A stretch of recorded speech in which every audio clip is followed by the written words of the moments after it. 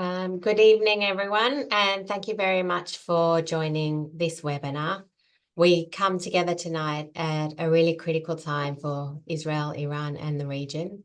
And we know this war is on top of everyone's mind. It's all-consuming. Israel is not just another country to us. It is an extension of our community and our identity. And Operation Rising Lion has shifted regional dynamics in a way we could never imagine, and we never imagined we would see. This follows 20 months of action that is rewriting the politics and power of the Middle East dramatically, bringing down Assad's capabilities, degrading Hezbollah, removing Hamas's leadership, and severely weakening these terror networks. The risk of retaliation from this ring of fire has been significantly reduced, and that moment presented a rare opportunity to confront and contain an existential threat. And while we in Sydney are thousands of kilometres away, we feel every moment deeply. We are glued to social media and the news, and we worry for our Israeli brothers and sisters who are facing barrages of missiles and needing to run to shelters when the alarms sound. We worry for the brave pilots of the Israeli Air Force who are carrying out high-risk missions with remarkable bravery. And of course, we worry for the people of Iran who are oppressed by an autocratic regime. And I know we have many questions. At the top of everyone's mind is, how far will this go? Will Israel succeed in destroying Iran's nuclear and ballistic missile capabilities? How far back realistically can the nuclear program be pushed? What damage could Iran still inflict? And what is next for the Iranian people? And that is why we've created this webinar here tonight, to bring together and to hear from expert voices to deepen our understanding, as well as to stand in solidarity with the people of Israel and Iran. Before I introduce our speakers, I'd like to just take a few moments for reflection and prayer. I'd like to acknowledge the fearless resolve of the Israeli government in the face of an existential threat, doing what needs to be done, despite the risks and the consequences. And together, let us pray for the safety of the Israeli Air Force pilots, for the Mossad agents operating within Iran as they undertake daring missions to degrade and destroy Iranian nuclear missile capabilities. Let us pray for their success of their missions and for their safe return to Israel. And let us pray for the people of Israel who are bearing the brunt of Iran's retaliation, and for the innocent people of Iran who are suffering under a regime which seeks to silence, oppress, and persecute them. And most importantly, let us pray for a future where there is peace in the region. We are very honoured tonight to be joined by three remarkable individuals, each with a unique and essential perspective to share. I'd like to introduce Dr. Kylie Moore-Gilbert. Some of you may have seen her at our AGM last year. Dr. Moore-Gilbert is a research fellow in security studies at Macquarie University and a political scientist specialising in the Middle East. A former lecturer in Islamic studies at the University of Melbourne, she speaks several Middle Eastern languages and has conducted extensive fieldwork across the region. Kylie was wrongfully imprisoned in Iran for over 2 years on false charges of espionage, and now focuses her research on hostage diplomacy and wrongful detention. She brings not only an academic expertise in Iranian politics and culture, but a first-hand understanding of the regime's mindset and tactics. And tonight, Kylie will help us unpack how this conflict has evolved and where it may be heading. I'd like to also introduce Rana Dadpour. Rana is a researcher at James Cook University, Queensland, specialising in migration and displacement. Formerly a lecturer at an Iranian university, she has first-hand experience of the intersection between academia and state control in Iran. After facing political harassment and dismissal due to her activism, Rana left Iran and now contributes to research focused on the impact of authoritarian regimes on academic freedom. Rana offers a rare window into both the emotional and political state of the Iranian public, many of whom privately oppose the regime but don't speak out in fear of retribution. Thank you for being here. And finally, we will be joined at 8 o'clock by Ayelet Nahmias-Verbin. Ayelet is chair of both JBD and the Fund for Victims of Terror at the Jewish Agency for Israel. She is a former member of the Knesset. She served in the Knesset from 2015 to 2019 and on many key committees, and was named Best Parliamentarian by the Israel Democracy Institute. Ayelet has since held senior roles in public and private sectors, including chairing the Israel Export Institute and leading companies in technology, defense, and renewable energy.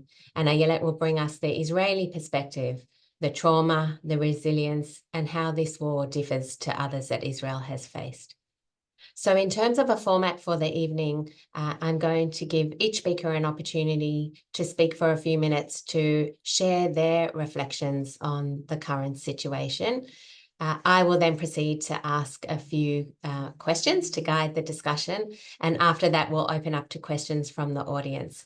So please put your questions in the chat. Our team will endeavour to go through them, to group them, and we'll try and get through as many as we can. We have allowed up to 90 minutes to try and get through as many as possible. I know that all three speakers have an immense amount to contribute to the discussion, and that you've joined because you're interested in hearing from them. So first up, I'd like to ask you, Kylie. You've studied Iran for many years. You've lived through its imprisonment. Did you ever expect that you would see a direct war between Israel and Iran? Thank you so much for having me, Michelle. It's a real honour to address all of you this evening, especially in such illustrious company. So thank you.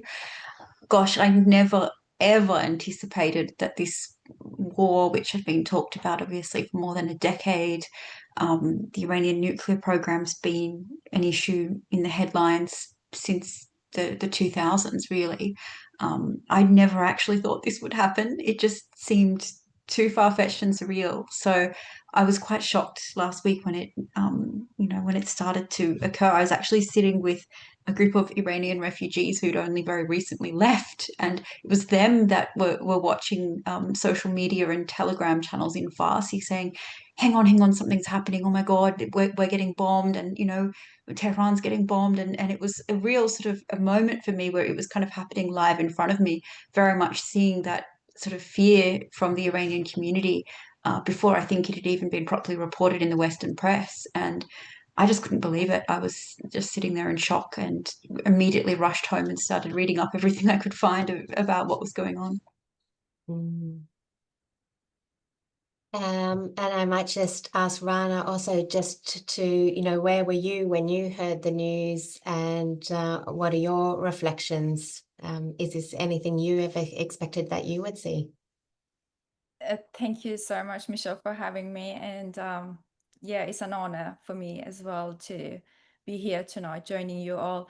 Well, my dad told me. So my dad's visiting right now from Iran, and they are staying here with us, my parents. And suddenly he ran out of his own bedroom and said, "It has started." I was like, "What did it started, Dad?" He was like, "Yeah, the war started." I was so confused. I was not sure what he's talking about. So I went quickly to my phone. And then that was the moment that I noticed, that missiles had been hit Tehran.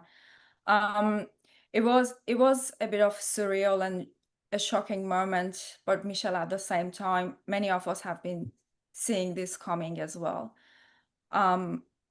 With all the violence and everything that the regime in Iran is doing, this was exactly what we were trying to talk about and say, yeah, we need to stop this regime, otherwise the whole region will go into a crisis. So yeah, it was a shocking moment, but at the same time a kind of realization that, well, okay, so now it is happening. And Rana, perhaps you can tell us a little bit more. When did you come to Australia, and what were the circumstances that led you to decide to leave Iran? Sure.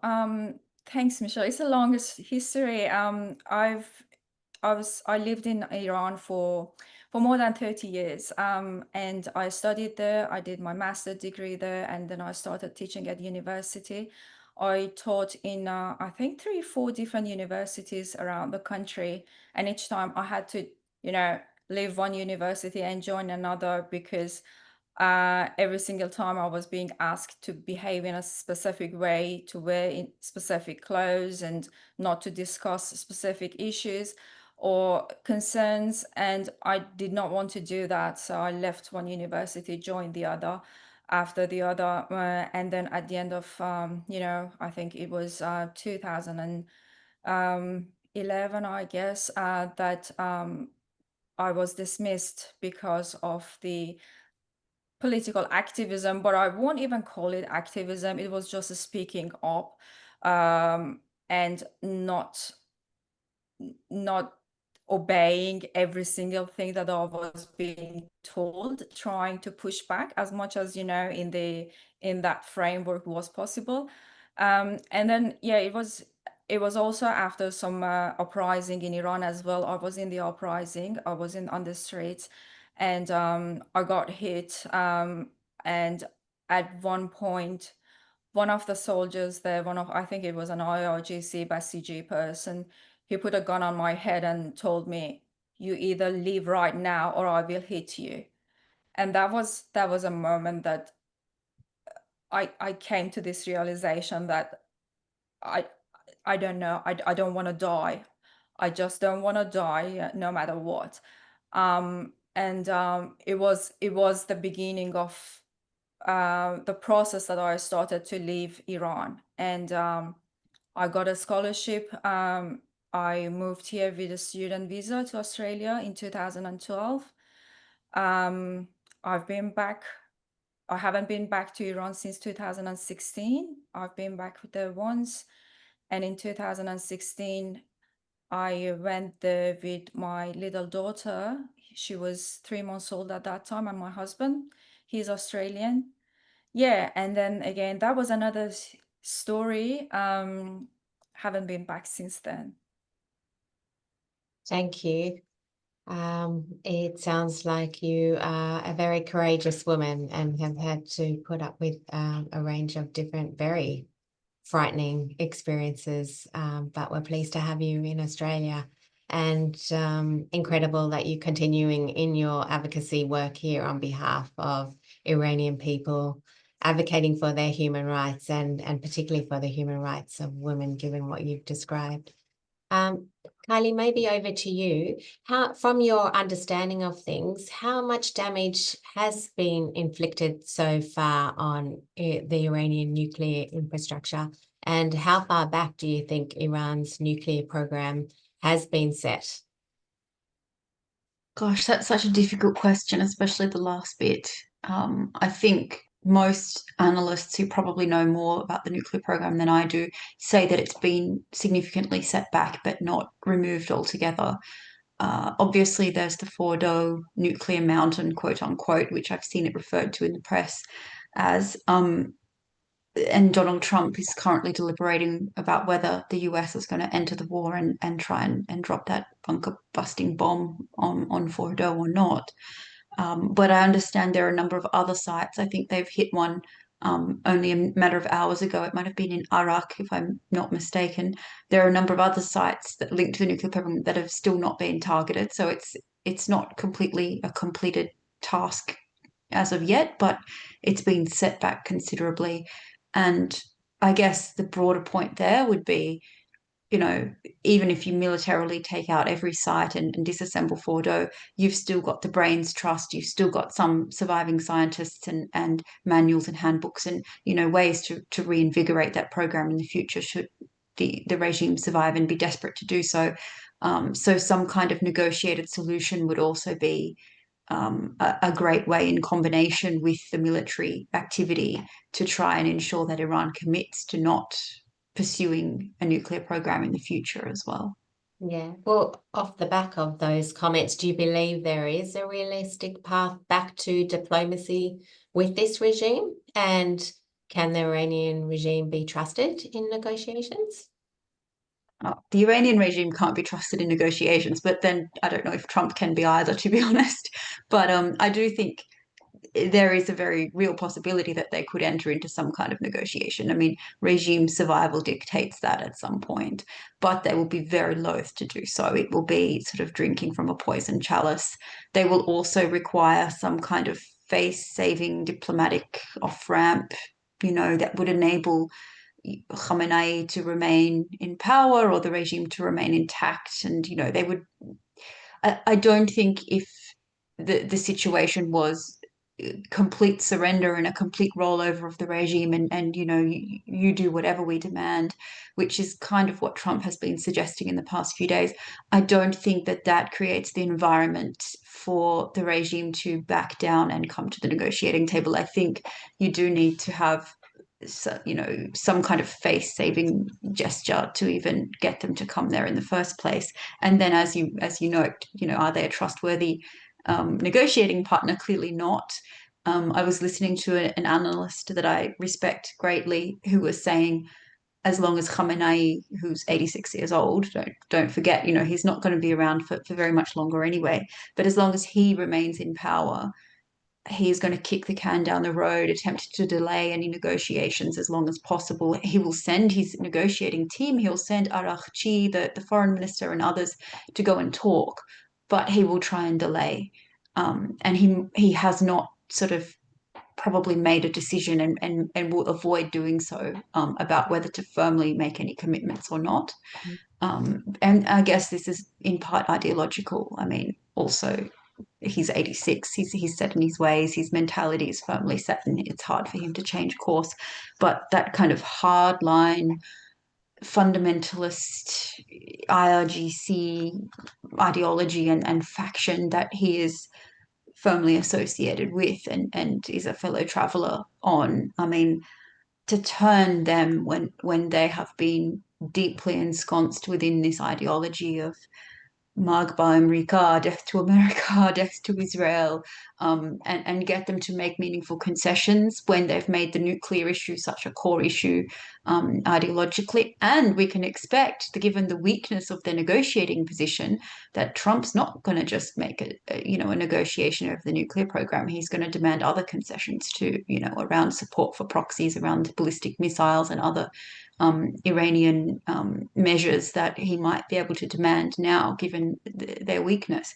So it will be very, very hard for the hardline, hardcore fundamentalist elements of the regime, including the supreme leader, to concede on those points, I think. And given those comments and the unlikelihood of a pathway to negotiations, given those factors, given the fact, considering Trump and what it is that he would be looking to achieve, and the cultural importance of saving face, what other potential ways do you see that this war could evolve? What other potential options do you see in terms of how things may evolve from here?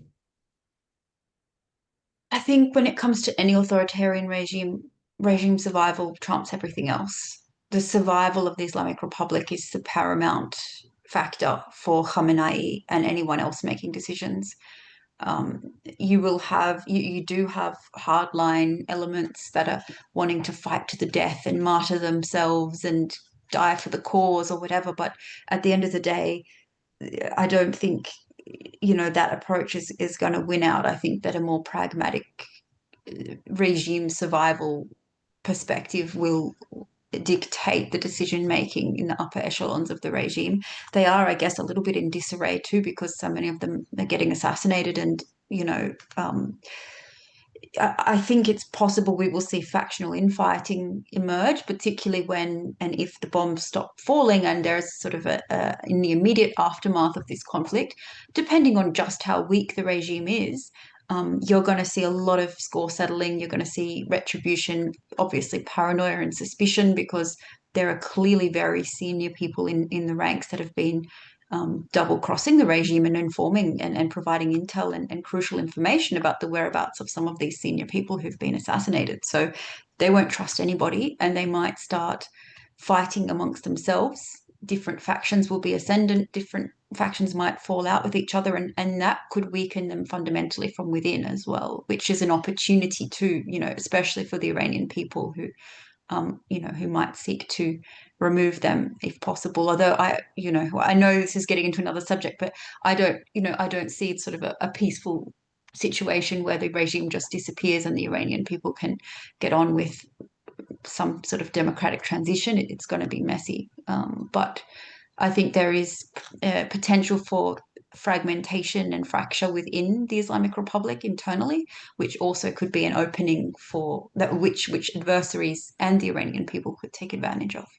Yeah, and Rana, I'd be very interested in your perspective on that too, in terms of your understanding, having lived in Iran and obviously still having family living there as well. What are your thoughts around the potential pathways as this conflict continues to evolve?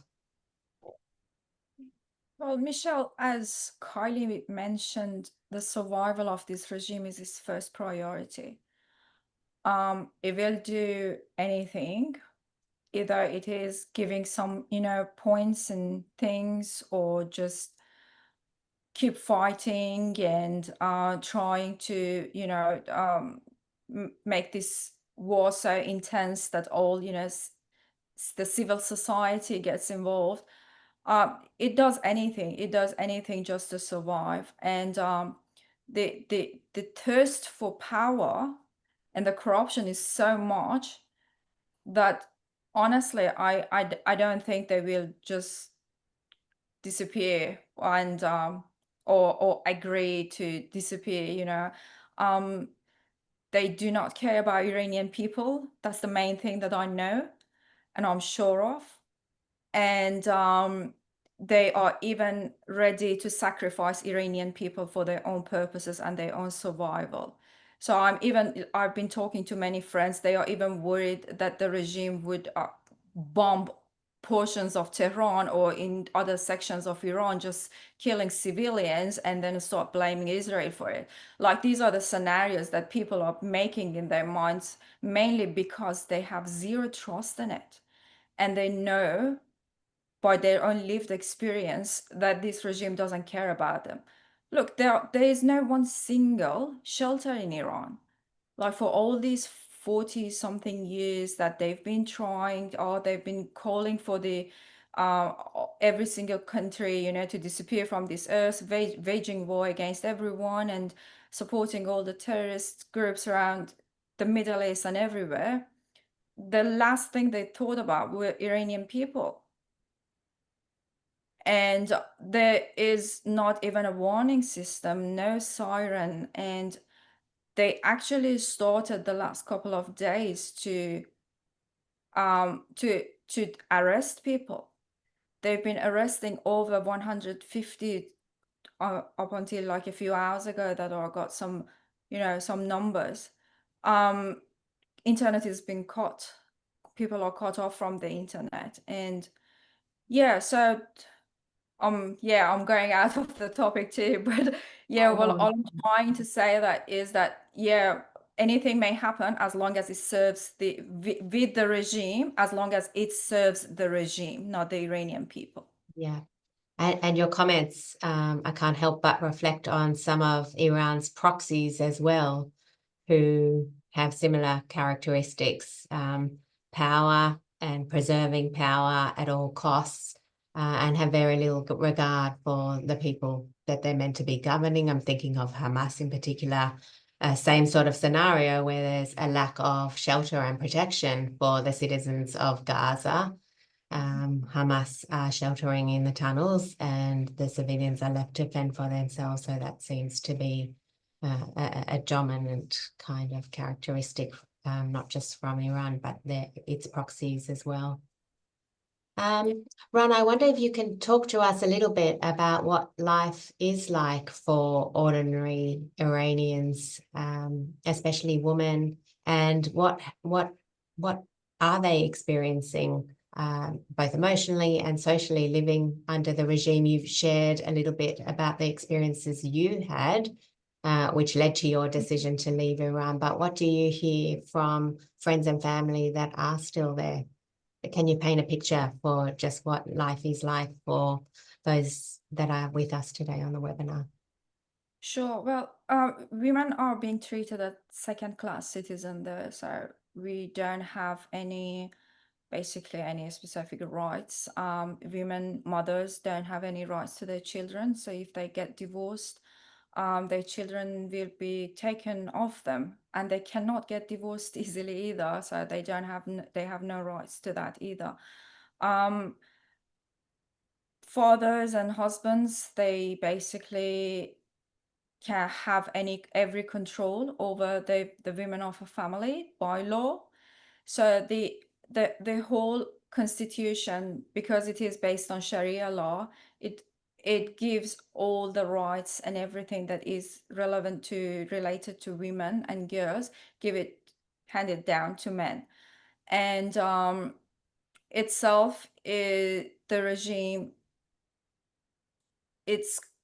everyday life in Iran is a constant resistance.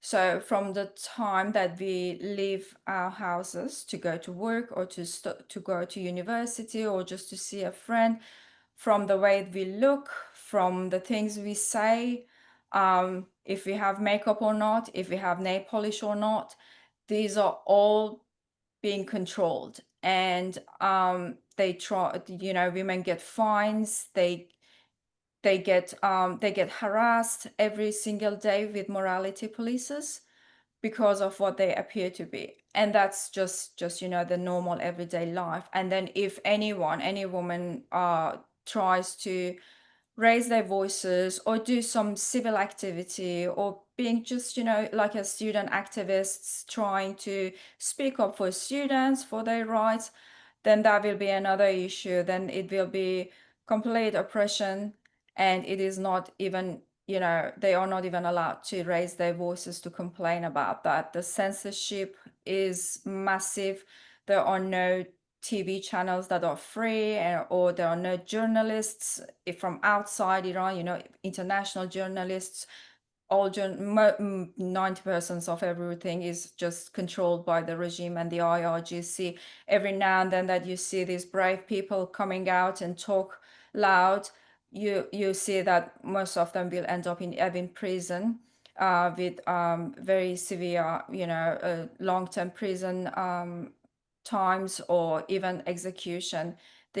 Iran has the highest number of execution of women in the world. And it's not only for execution, for example, for activity, it's for political activism. It's also like, for example, when you go and look at other issues, like for example rape, it's not properly in the constitution or any law relevant to the Iranian society. So if there is any woman who is being harassed or being raped, they can't even complain about it. They cannot take it to the police. There is absolutely zero protection for women. And yeah, as I said, it's constant resistance, constant struggle, not easy at all. And when I moved to Australia, that was my culture shock. Like after a few weeks, I felt something's lacking. And I was like, what is this? And then I noticed, well, I'm not fighting anyone. I'm just living my life and no one cares, I'm just being myself and no one cares. No one even paying attention what am I wearing or where am I going or that was my culture shock. Like people call about like the culture shock, and that was mine. It was unbelievable, like the sense of freedom and the sense of, I don't know, liberation that I felt those first few weeks that I was in Australia. It was overwhelming. And even now now that I have kids, I have a little daughter, and I go to school sometimes and I watch her, having performances or singing and doing this kind of thing. I sometimes have to leave the place because I just start crying. I remember myself as a little girl in the schools in Iran being brainwashed non-stop, being forced to chant this and that against this nation and that nation, and yeah, being forced to wear all the hijab and praying and chanting Allahu Akbar. It just makes me cry when I watch my own daughter, and it I I I love watching her. It's the joy that I see. It just makes me so sad that why are these girls in Iran cannot live just such a normal life, you Yeah, know? yeah. There's a couple of questions that relate to what you've just been talking about. So just given how oppressive you've described life is for the ordinary Iranian citizen, what percentage of the population do support the regime? The reliable sources that I can tell you about, Gaman Institute, by their surveys, which are very academic, and I don't know if Kylie knows about them, but over 80% of the populations are against this regime. They don't want it, and they don't consider it as their representative. Thank you. No. I understand that Ayelet has now joined us too. So welcome, Ayelet. We'll bring you up on the screen. We've already introduced you before you joined.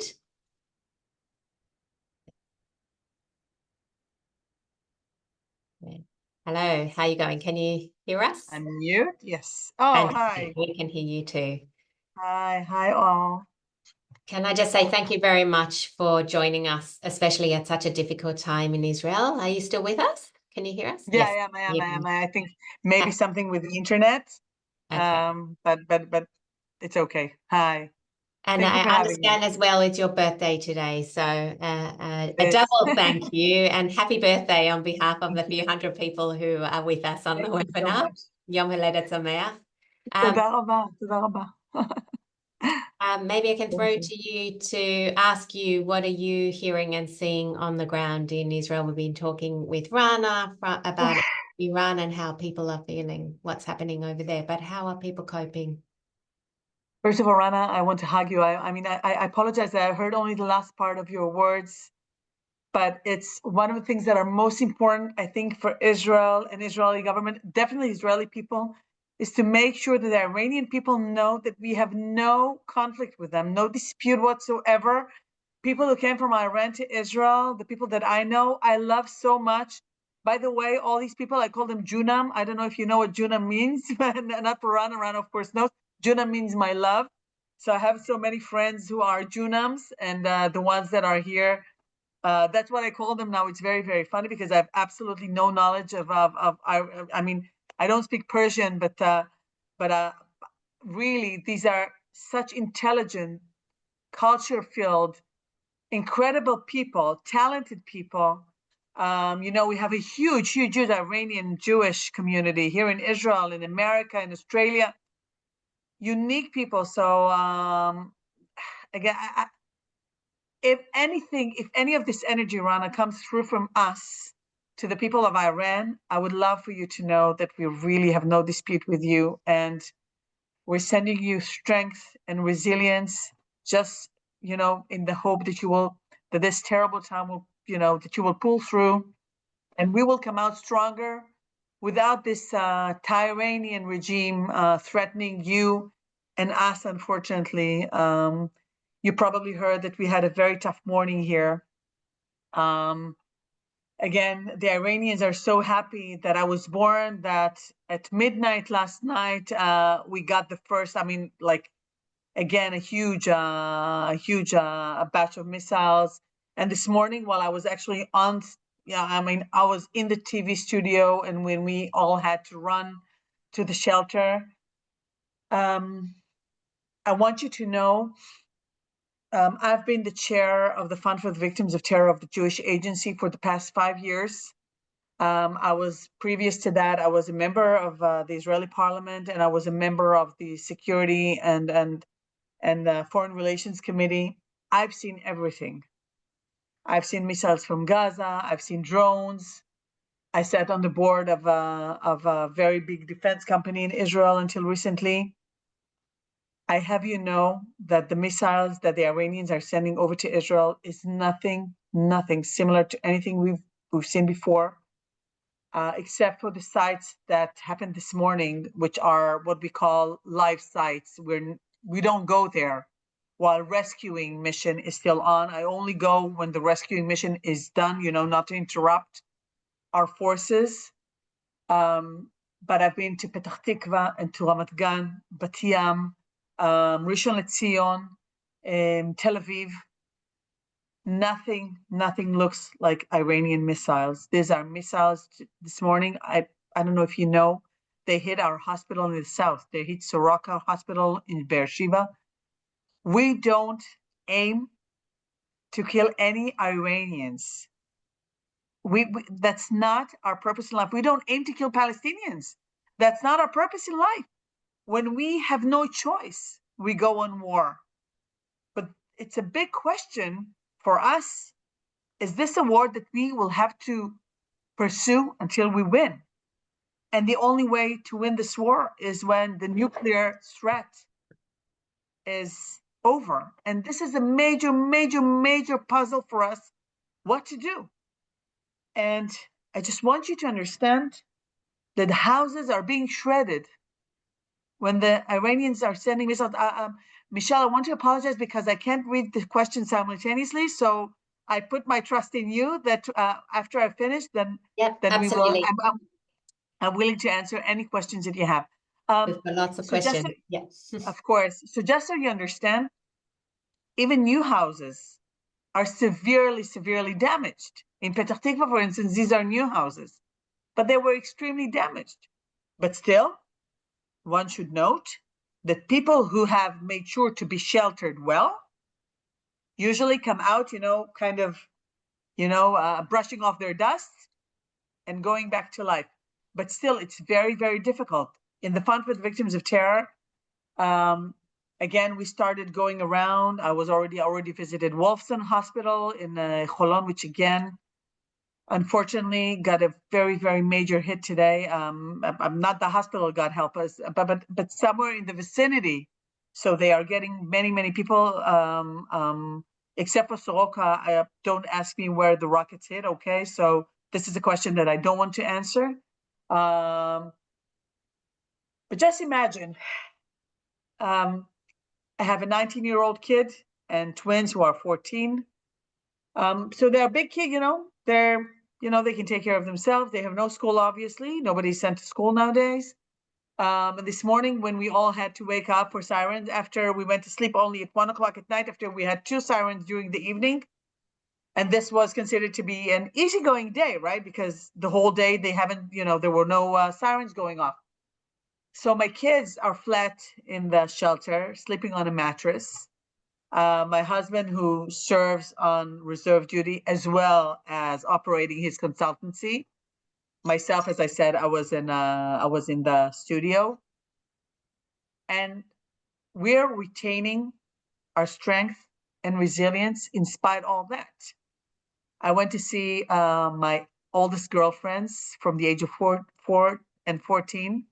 They had a cake prepared for me, and it was important for me that in spite that today is not, a happy birthday, it's just a birthday, especially because we have still 53 hostages kept in Gaza. They're still not willing to let them go.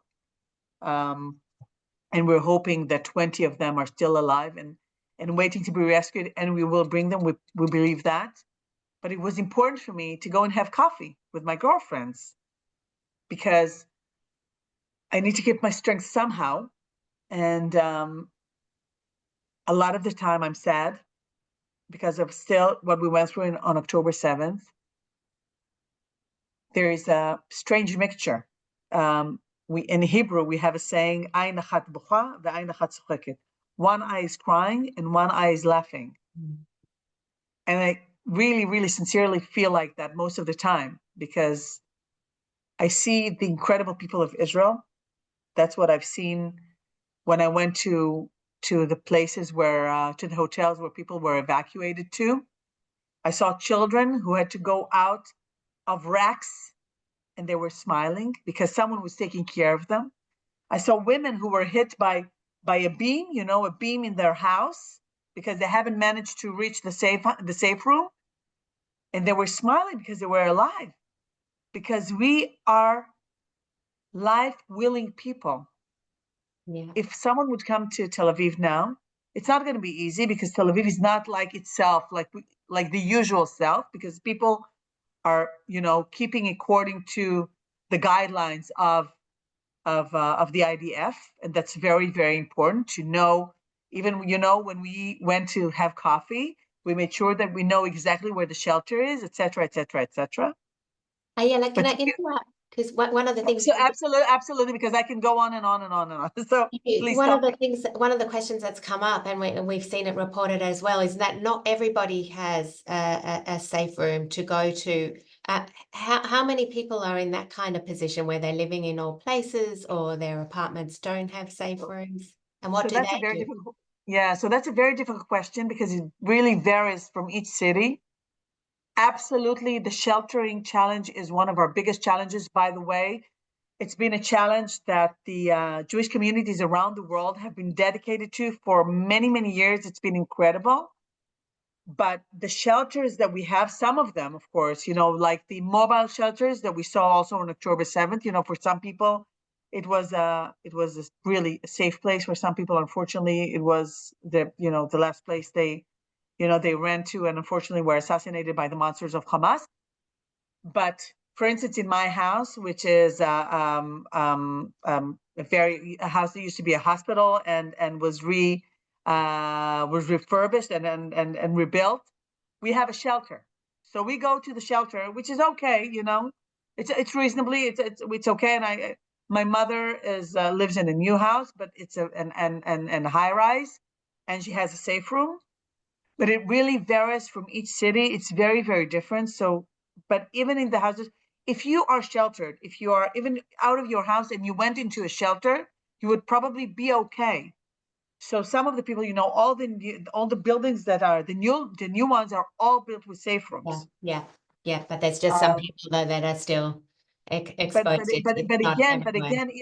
But the challenge, and this is one of the things I think we're going to have to address after this war is over, is how do you shelter yourself? And just imagine, we have the Iron Dome, okay? This is something that I look at the Australian government, but not only governments in the world. Israel has been under the attack of missiles for over 20 years. Most of the years it was mainly in the Gaza perimeter, right? In the what everybody knows as Otef Aza, in the Gaza envelope, right? But I don't remember any of the governments being concerned with missiles being shot over Israel. We didn't even retaliate. There is actually a question on that as well.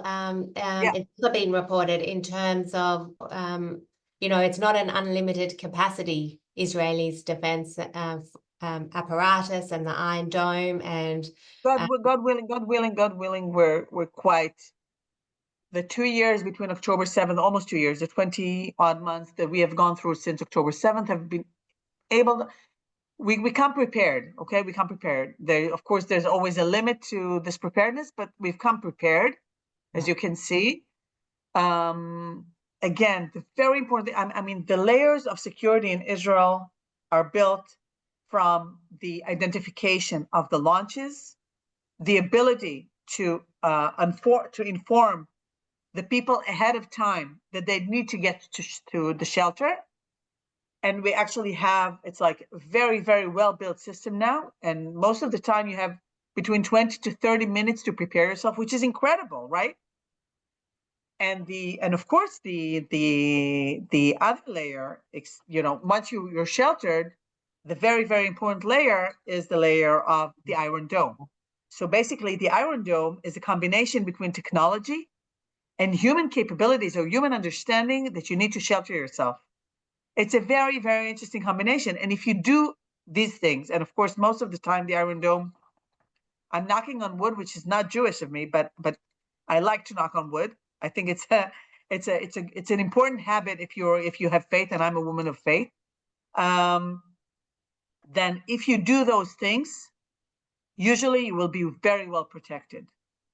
But for instance, Michelle, let me give you, like, if, for example, as a parent, okay?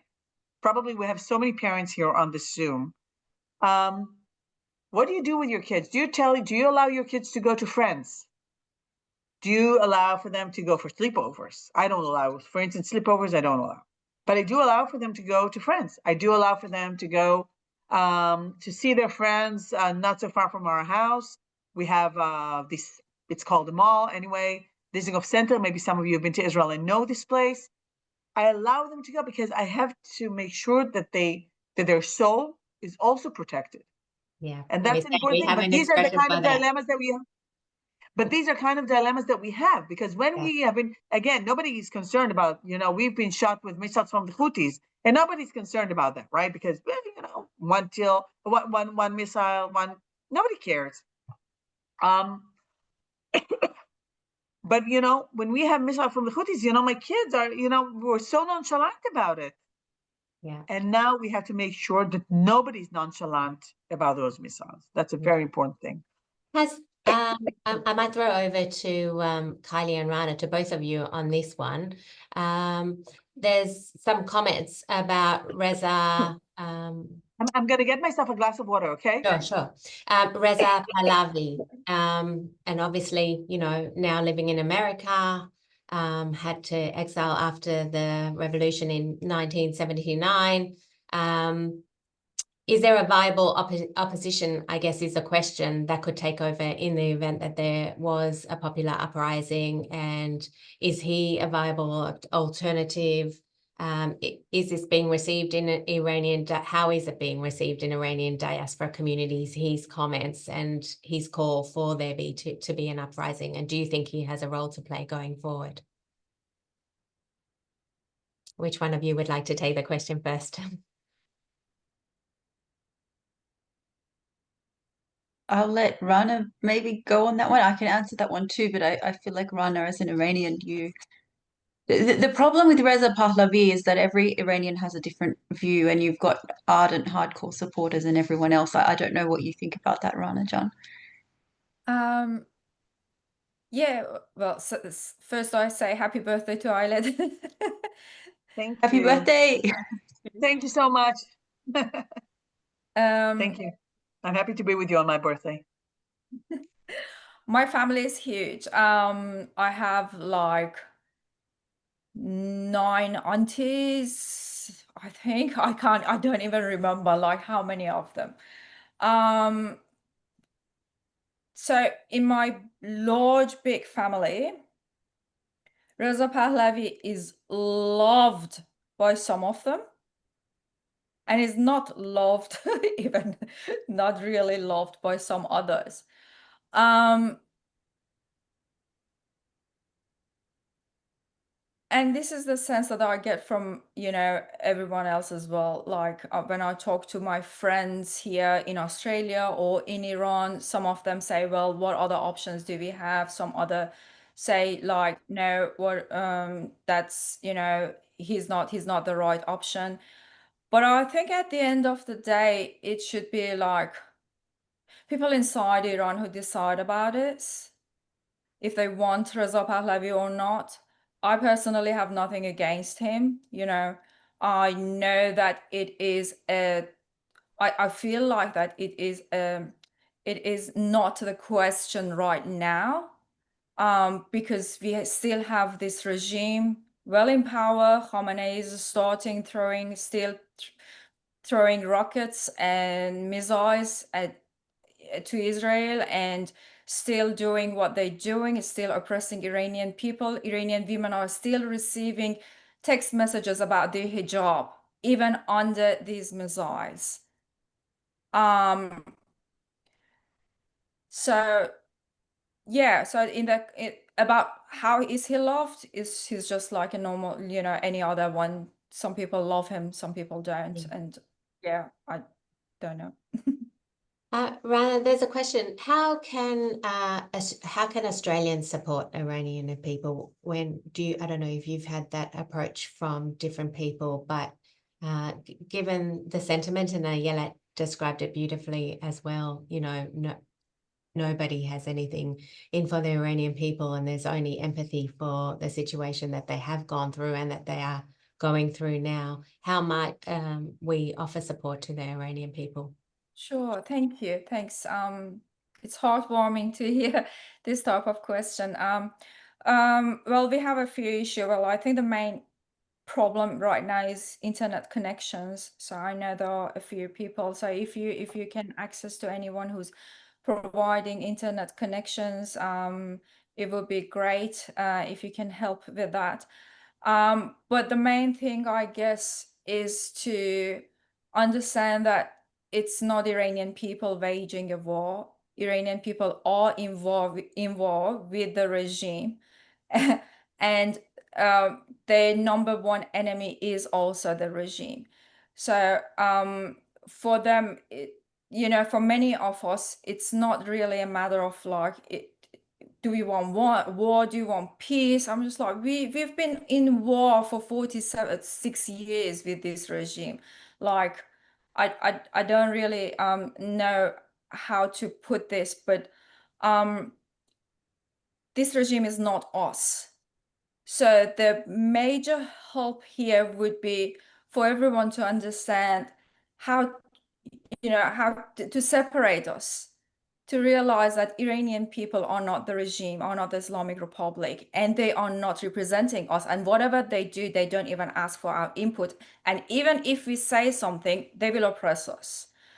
And I want everyone to please support Iranian people.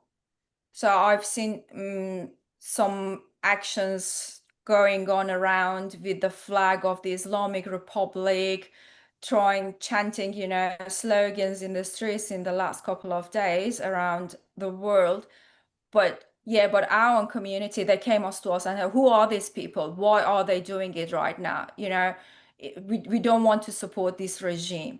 We don't want war, but we don't want to support this regime either. Find another way, do something else.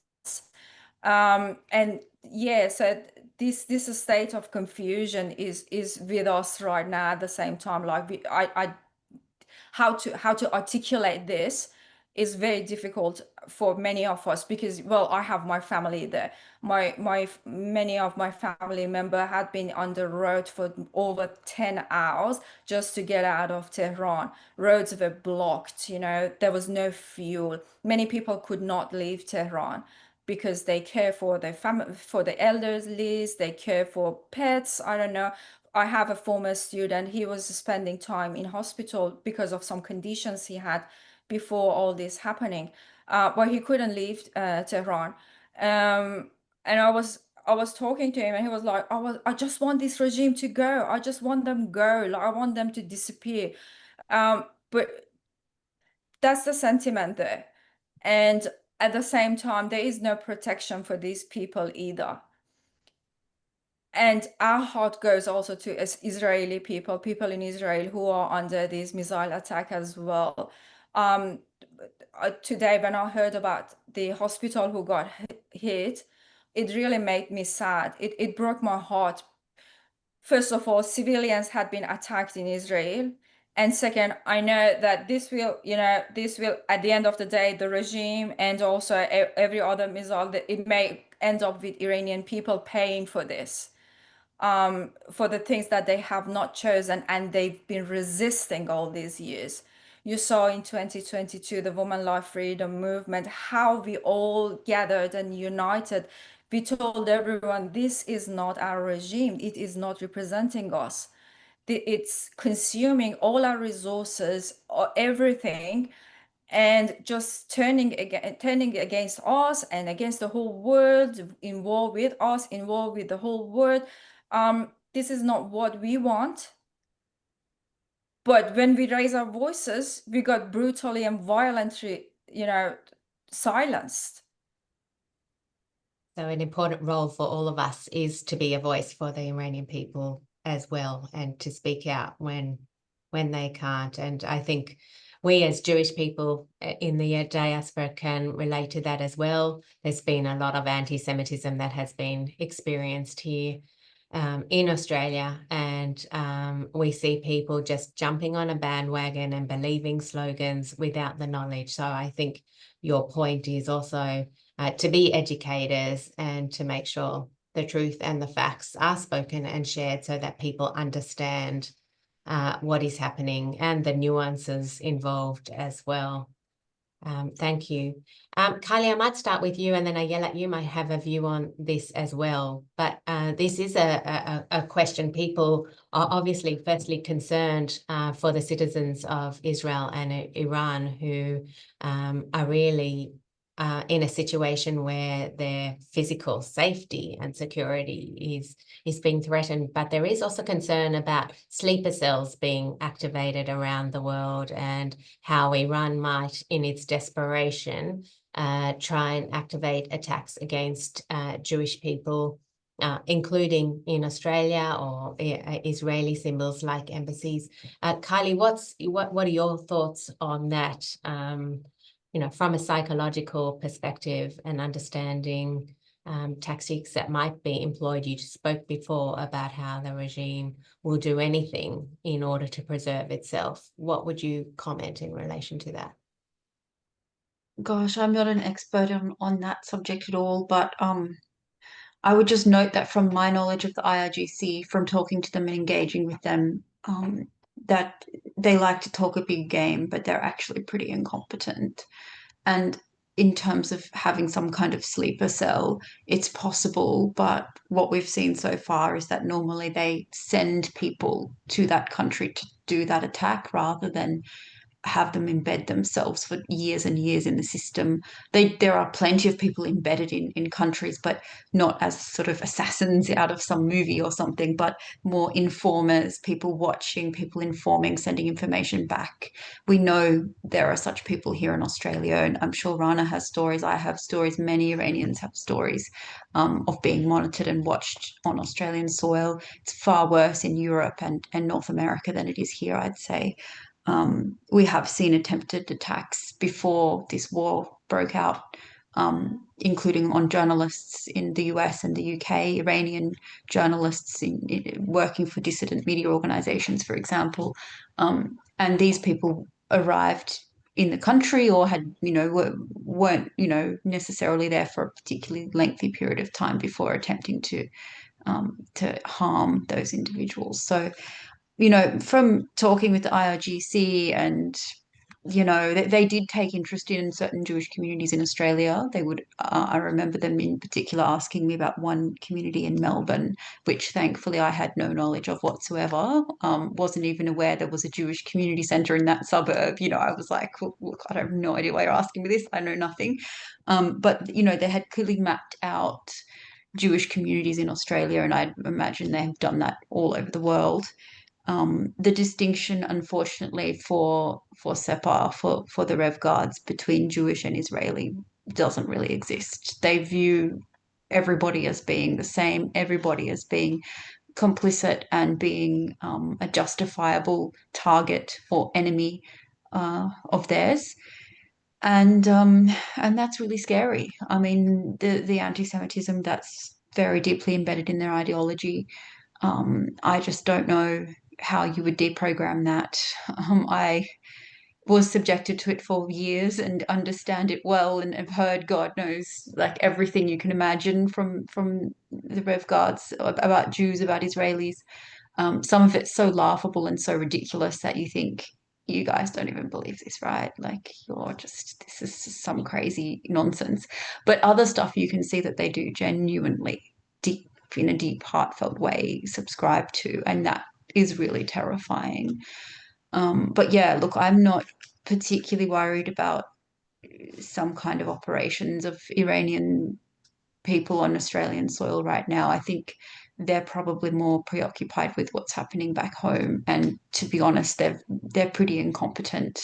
The number of foiled IRGC plots internationally, sure, we all hear about the ones that have succeeded. Unfortunately, some of them have, but far, far more of them have failed because this is a very corrupt organization. It doesn't select its members on the basis of skills or knowledge or expertise. It's on the basis of ideological purity and adherence to the regime, and also corruption. There, a lot of them are very corrupt. Yeah. So you don't get the best guys doing these jobs, and a lot of them are frankly idiots, brainwashed ideologues, and so they stuff it up. So yeah, I guess I would say definitely a word of caution for sure. They're out there, but I also don't think they're as sophisticated as sometimes they're painted to be. Mhm. And before I come to you, Ayelet, just one more follow-up question in relation to prisoners. Are you still in touch with the women prisoners that you became really close to when you were imprisoned in Iran? What is their fate? I actually have heard you speak a little bit in the media about your concern for prisoners. My gosh, one of the first things I was thinking when all of this happened was, what must it be like in prison in Iran right now? Both for the people in solitary confinement, which, there's solitary cells all over Iran in all kinds of places, secret, not secret, prisons, non-prisons. You're locked in a tiny box. You have no idea what's going on, but you can hear bombings or you can hear stuff happening outside. Maybe some of the guards haven't shown up for their shifts. Maybe some of the guards have run away, have got out of Tehran too, let's say, or you just don't know. Are these people being looked after at all? Also, I was thinking about the overcrowded prisons, because the regular prisons, I was in a regular criminal prison for 3 months with 100 women in one cell. So like the vast sort of opposite of that. That prison didn't even have fresh drinking water on a normal day. It had power cuts all the time. It didn't have good electricity or water connections. What's it like right now? One of the strikes on the oil facilities near Tehran was actually in the same suburb as that woman's prison I was in. Do they even have electricity there? What on earth is going on, and the chaos that would ensue? And I know, because I've been checking in with a lot of ex-cellmates of mine, checking in with a lot of friends of mine in Iran, many of whom are mercifully out of prison by this point. And I know that they've locked down a lot of the prisons, and there's not much information coming out. They're not allowing them to make phone calls to families, certainly not allowing family visits or anything like that. So I think the families of prisoners inside Iran are very, very worried about the fate of their loved ones, and whether they're even getting 3 meals a day and have access to drinking water, for example. So yeah, it's really dire. I mean, and in any country, prison's not fun, but if you're in the middle of a war and you're under attack and you actually physically can't escape because somebody's locked the door and is keeping you there, that's just triply terrifying. And as Rana said too, they've actually been arresting people and threatening people with prison and interrogating people as we speak in the middle of a war. That's still their priority. So yeah, it's really fraught times for these people. Yeah. No, our thoughts are definitely with those. It's an incredibly challenging time. I have seen pictures of one prison where prisoners were obviously released or managed to escape, but for those that are locked away, we can't begin to imagine what they must be going through. I might go around with each of you and just ask you, your reflections. Where do you think things are going to go from here? What do you hope to see? What's the message that you would give to the Iranian and Israeli people? Ayelet, I'll start with you. Oh, I have so much more to say. First of all, I want to thank you for having me this week. And it's important for me to say, regardless of the Iranian war, the Rising Lion war, it's very, very important for me that people in Australia know, the Jewish communities in Australia know that our hearts go out to you. I'm in close touch with many, many friends. I don't know if some of you know that I visited Australia in November 2024. And Yair Miller, who is the CEO of UIA Australia, is on the Zoom with us. I've come, Australian community have become really a very, very big part in my heart. And I want you to know that I know what you're going through. I follow the Albanese government very, very closely. And you're not alone in the sense that emotionally, energy-wise, we send you all our strength with everything that we've been going on through here. I sent the message through Rana and now obviously through Kylie also to the Iranian people. We have no dispute with you, and I really hope someone, I saw on the chat that someone was asking, do I think the Iranian people know that this is the situation? I do believe that they know that this is the situation between the Israeli and Jewish people, between the Iranian and Israeli people. I think they know. I think they know. One thing that's very, very important for me, because I have this chance to be here with you today, is that you understand that following October 7th, we came out to you and said, it's terrifying what happened here. We need your help. This is not a very different situation. People here lost their homes, and they have lost their homes for a very long while. Some of the people in the hundreds, maybe even more. Some of the houses that were directly hit are going to have to be torn down. And we're talking about maybe, probably many people. I don't want to say the exact number, but you should know that hundreds and hundreds of people are not going to be able to go back to their homes, and they're going to either live in hotels, in rented apartments. They came out, if on October 7th, we spoke about people coming out with only shirts to their bodies, some of them, without shoes. This is the exact same situation. People had nothing, no ID cards, no credit cards, no phones, nothing. They just came out. And this is where we come through as the Fund for the Victims of Terror of the Jewish Agency. We come through with emergency grants, helping them pull through just for the first while. Afterwards, we follow up on them, and we work very, very closely with the municipalities to see who are the people who are in, greater need, and also to speak about resilience and strength. This is something that you should know. One of the most moving things that I experienced yesterday is that I spoke to the mayor of Bat Yam, which is relatively big city next to Tel Aviv. And I spoke to Tzvika, and what did he tell me? Alon Davidi, who is the mayor of Sderot, was already in Bat Yam, coming to offer support and telling him that the most important thing that he should deal with now is not just the construction of the houses, but the resilience of the people and the families. And this is what we're doing in the Fund for the Victims of Terror of the Jewish Agency. Just so you know, the solidarity here, the not uniformity, but unity. We are keeping strongly together. I know that when you're, all the way in Sydney, in New South Wales, sometimes you see the, demonstrations here and people calling out, for the government to bring back the hostages.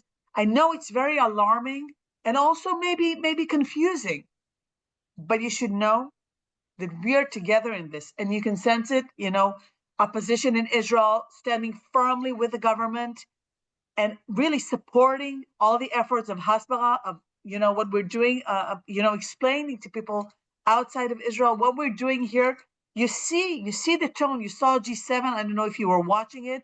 G7, they came out, even France with their craziness, and the UK with also their kind of, I don't want to say, woke government. I was a member on behalf of the Labour Party in Israel.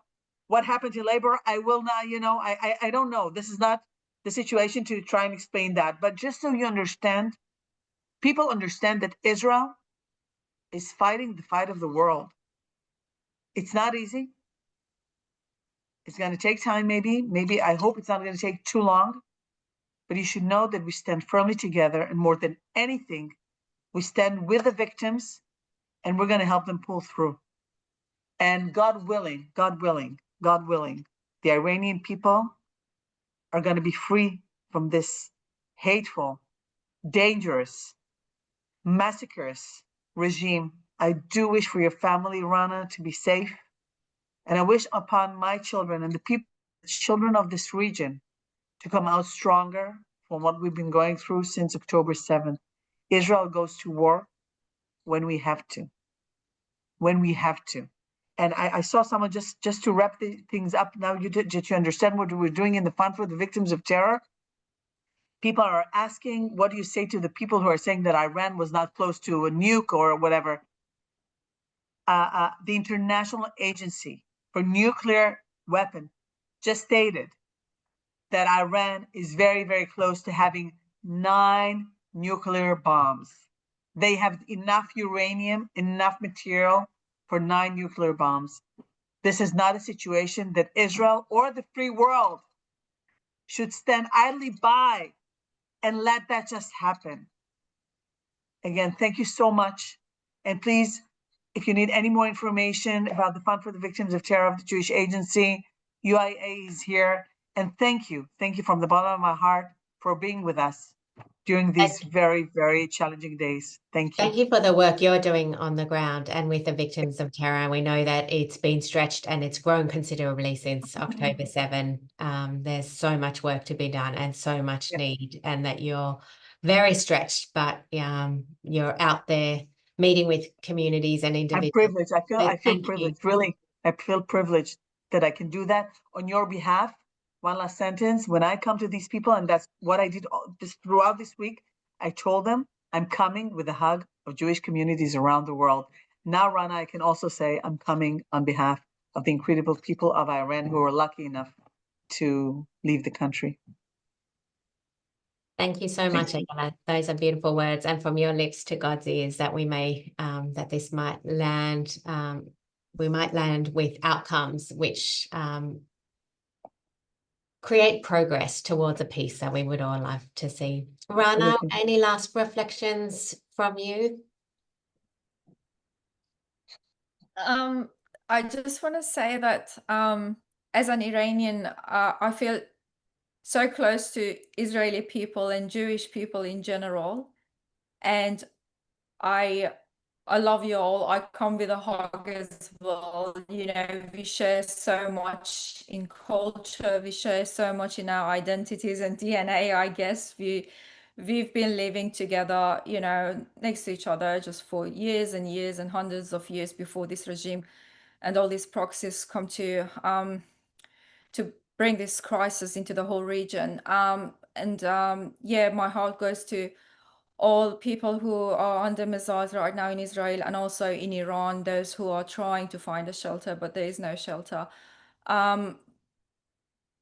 Yeah, thank you so much for having me here. It's been an honor and a privilege to talk to you today. I think it's very important that we keep talking to each other, because all these talking and discussions will lead us hopefully to a peaceful way, you know, a peaceful end. And I really want to see the day that there is peace and freedom all over Middle East, and there's no regime in Iran, so I can travel back there and take my children there to see, you know, the real Iran, the beautiful Iran and Iranian people. And we can also probably travel to Israel as well, you know. Yeah, so thank you so much for having me tonight. Thank you. Thank you for giving your time to be here. And Kylie, any final remarks from you? Any final reflections? I would just echo what's already been said by Rana and Ayelet. It's been an honor to see both of you tonight, and I'm struck by the similarity in your approach and the kind of warmth and friendship there between these two peoples. Having lived in both Iran and Israel, having studied both languages and known people in both countries, I can actually say that there's far more that both peoples have in common, and even the mentality and the kind of the approach culturally is just so similar. The love of food, there's so much in the culture of both countries that is remarkably, shared. Perhaps even more so than with Arab neighbors, for example. And Iran, is an incredible civilization, like the Jewish civilization. It's got ancient roots, and its contribution to history has just been, impossible to measure. And so should Iran be free one day, I have no doubt that we would see a flourishing friendship between both countries and both peoples. And it's just this horrific, fundamentalist, repressive, brutal regime that stands in the way of that. And Khoda koneh, as they say in Iran, we hope that this regime will go. I'm perhaps a bit pessimistic about you know, the chance of them just upping and leaving and disappearing all of a sudden. But I do believe in the longer term that the will of the people is so firm in Iran that these guys have to go. It's a crumbling edifice, and it's only a matter of time. So I'm also, like Rana, looking forward to the day that I can return to Iran, but also to see Iranians and Israelis having those cultural exchanges and that friendship. I think it could be a beautiful thing. That's a beautiful way to close this evening's.